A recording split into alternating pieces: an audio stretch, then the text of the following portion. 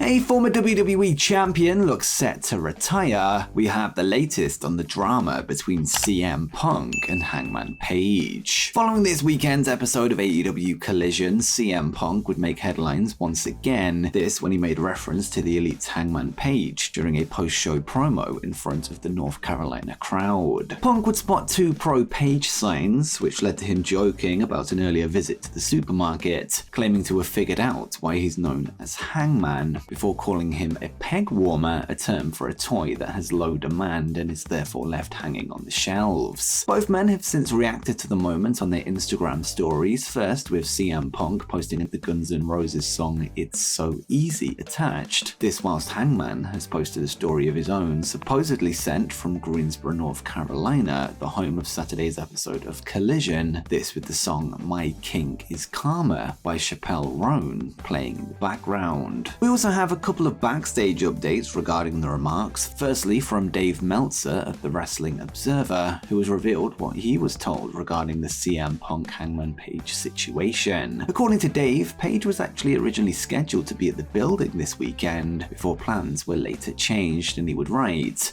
regarding questions about the CM Punk off-screen promo on Adam Page, this was not storyline or anything like that. Page was actually sent to Greensboro last night to do a pre-tape interview backstage for Wednesday's Dynamite show, and when he got there, he was told he would have to do it away from the Coliseum and not to go to the show. He wasn't booked to appear on Collision itself. This was then followed up by a Fightful Select report, and whilst they were unable to confirm that Hangman was scheduled to be at the Collision taping as of yet, they were explicitly told that the Punk promo was not a work or a planned thing that Page was involved in. Regarding names that were called to Collision before being sent home, Fightful would reveal that being the Elite regular Ryan Nemeth was also originally planned to be at the taping, this just weeks after CM Punk confronted him over some online remarks, and Fightful would note, Ryan Nemeth was brought into town for the Collision tapings. Shortly after arriving, he was told by a coach that he wouldn't be needed and a flight had been booked for him to return home. He was confronted by CM Punk shortly after CM Punk's return this year. Specifically, Punk took exception to Nemeth's literally the softest man alive tweet that followed Punk's return promo. We haven't heard how things went outside of Nemeth explaining himself and that it didn't end in anything physical. With that said, there is no confirmation on if the prior confrontation had anything to do with Nick being sent home, although it appears to have been the implication. Dave Meltzer would later once again add to the controversy surrounding Punk, as he would reveal that other names have been sent home from Collision recently, and he would take to Wrestling Observer Radio to say, Matt Hardy was booked on a Saturday, went there, and then he was told not to go to the building after he got there. Christopher Daniels, who had been working with Matt Seidel's tag team in Ring of Honor, for whatever reason, same thing happened with him. It should be noted that Head of Talent Relations Christopher Daniels was present at the Hartford, Connecticut Collision on July 29 as he would compete as part of the Ring of Honor tapings that night, as well as on the July 22, July 8, June 29 and June 24 tapings, with the Fallen Angel appearing pretty consistently at the same tapings as Punk other than the past two shows. There is no confirmation on if these were direct orders from CM Punk to AEW management, although we do know the names listed are people that appear to have had issues with him in the past, and Meltzer would note that those he heard from feel that this is the case. Matt Hardy was somebody that publicly sided with the Elite during the drama of last year, whilst Christopher Daniels was a name that was suspended pending investigation following the backstage brawl at AEW All Out, so perhaps there's heat stemming from that night. We now await a response from Punk himself, something we can likely expect at some point in the coming days. Next up, we have the latest on the WWE return of Bray Wyatt. Since the abrupt ending to his WrestleMania feud with Bobby Lashley in February, the wrestling world has pondered the whereabouts of Bray Wyatt, with speculation mounting on when he could return to the ring. Speaking with Bill Apter of Sportskeeda this week, Wyatt's father, Mike Rotunda, would give an update on his son's status, revealing that we could see him shortly, and he would note, well, you read a lot of stuff on the internet, which I wouldn't believe a lot of it, or in my case, any of it. Bray Wyatt, I'm sure, will return to WWE hopefully shortly, and we'll go from there.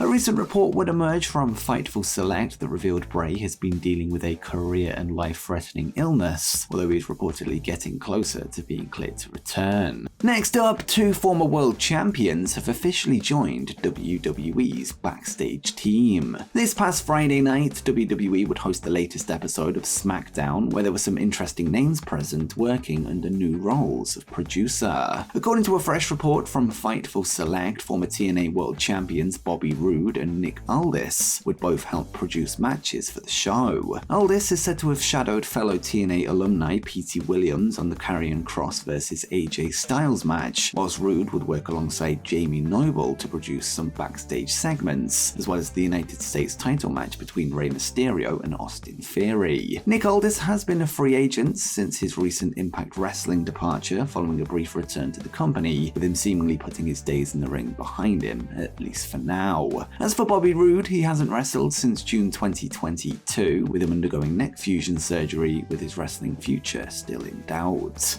And next up, a wrestling legend has compared the AEW Collision backstage atmosphere to AEW Dynamite. The introduction of Collision has seen AEW present a wildly different show to its Dynamite counterpart, with both feeling different from the other from top to bottom. Whether it be the flow of the shows, the talent on the rosters, or the formatting of different segments, both bring a unique take to how pro wrestling can be presented. With that in mind, legendary announcer Jim Ross would take to his Grilling JR podcast last week to note the differences he's noticed since working on Collision, with the backstage atmosphere something he's taken note of, and he would say, "The atmosphere at Collision, in my opinion, is entirely different than the mindset and the atmosphere at Dynamite. There are less people, less crew, less talents, so it's a lot calmer. I think the talents have more time to work their matches out. It's a different atmosphere. It's a good atmosphere. Always fun. Good seeing the talents. We got a good crew going. I think CM Punk and Tony Khan pretty much put that roster together, and I like it. That's good talents. They're motivated. They like the ownership of that show and the fact that they can make a difference, and I think that's cool. All good, man. I'm looking forward to it. I enjoy being around the talent."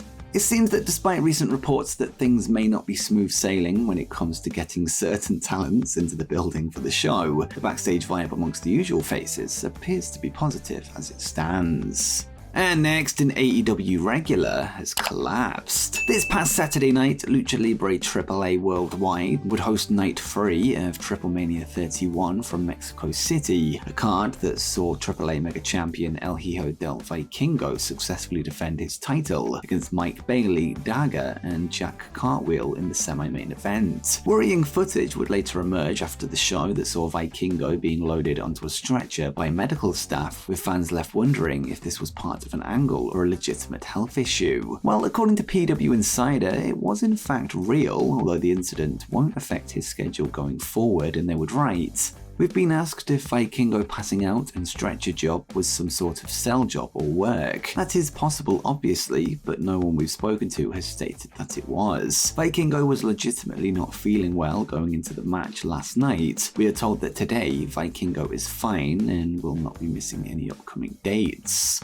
PW Insider would add that Vikingo appeared to have collapsed after becoming dehydrated, with him also said to have not eaten enough food during the day leading into the event. Next up, a top AEW star has confirmed they are injured. Brian Cage was one of the many names scheduled to be in Mexico City this past Saturday night, with him originally set to take part in the four-way match for the Latin American Championship. However, the machine would end up being replaced by Texano Jr., with Cage since taking to Twitter to reveal why he was absent. He would post a video message on his profile revealing that he was in a hospital bed, confirming that he will be out of action for the next week or so, and added, "I'm still alive, I'm still kicking, but unfortunately, it doesn't look like I'll be making my fight or my scheduled matchup for Triplemania this Saturday. I wish I was joking, I wish I was lying, I wish this was part of the plan, but unfortunately, it's not. So, I was planning on becoming the new champion, but there's always next year, or hopefully a lot sooner than that." In the end, the four-way title match would eventually be won by another AEW wrestler, QT Marshall, who would remove the mask of Pentagon Jr., dropping him with a low blow before scoring the win with a roll-up. The win marks QT's first championship win in 5 years, this in his second ever AAA match. Next up, a top WWE star is set to explain their recent heel turn. Tonight, WWE will host the latest episode of Monday Night Raw from Winnipeg, Manitoba, Canada, a show that will see the follow-up from a major angle that took place last week. On the show, Shinsuke Nakamura would lay out current WWE World Heavyweight Champion Seth Rollins following their 6-man tag win alongside Cody Rhodes, leaving his partners and Sami Zayn perplexed. WWE would this weekend confirm that the King of Strong Style would discuss his decision tonight on the Red brand, and they would write, Monday Night Raw saw WWE World Heavyweight Champion Seth freaking Rollins, Cody Rhodes and Shinsuke Nakamura defeat the Judgment Day, but what happened afterward shocked the WWE Universe and the champion. Nakamura blindsided Rollins with a surprise Kinshasa, and we'll find out why he did it this Monday night on Raw on USA.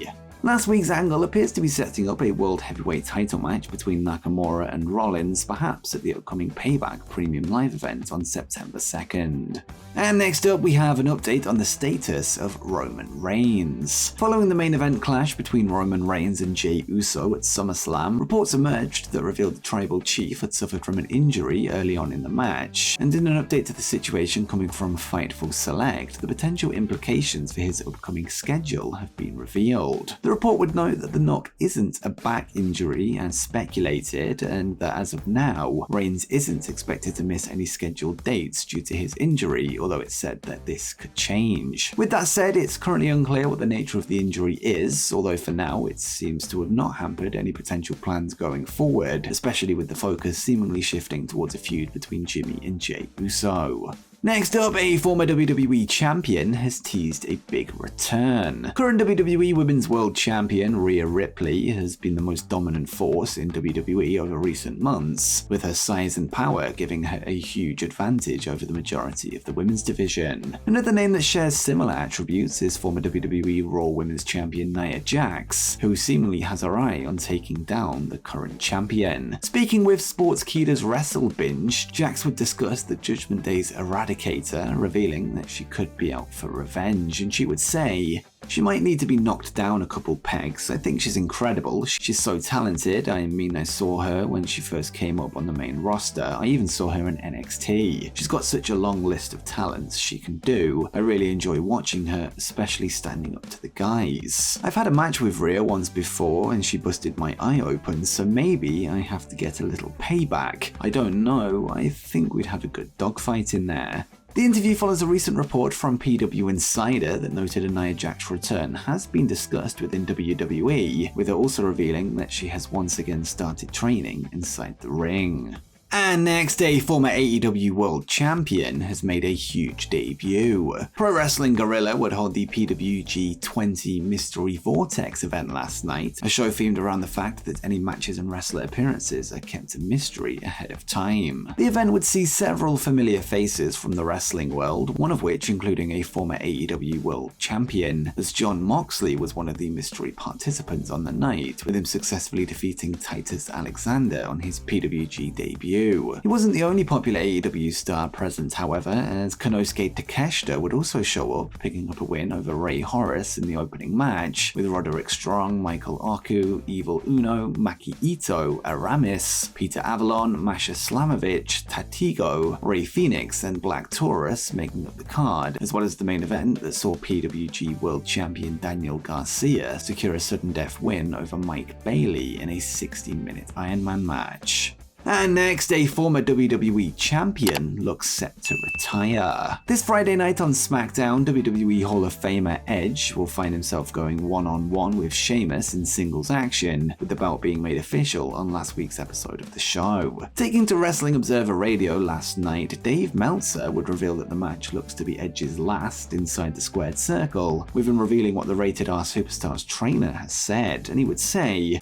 a year ago, Edge had said he was going to retire at the 2023 Summer Show in Toronto, and Ron Hutchinson, who is Edge's trainer and has known Edge for 30 years, he basically said that this is Edge's last match. Build it up like that, but that was interesting where he said it's most likely Edge's last match. I think the idea was that Edge thought that maybe SummerSlam was going to be in Toronto and was hoping for that, and then that would be where he would retire, because he wants to retire in Toronto, and this is the year he was is talking about retiring for real, the second retirement. So I don't know if this is the retirement. They're not billing it as such, but his trainer said that it's probably his last match. Edge did tease last year that he was looking to retire in Toronto following a live episode of Raw, with it looking likely that the Sheamus match inside the Scotiabank Arena this Friday could be his last. And before you go, make sure you check out 10 facts that MJF doesn't want you to know.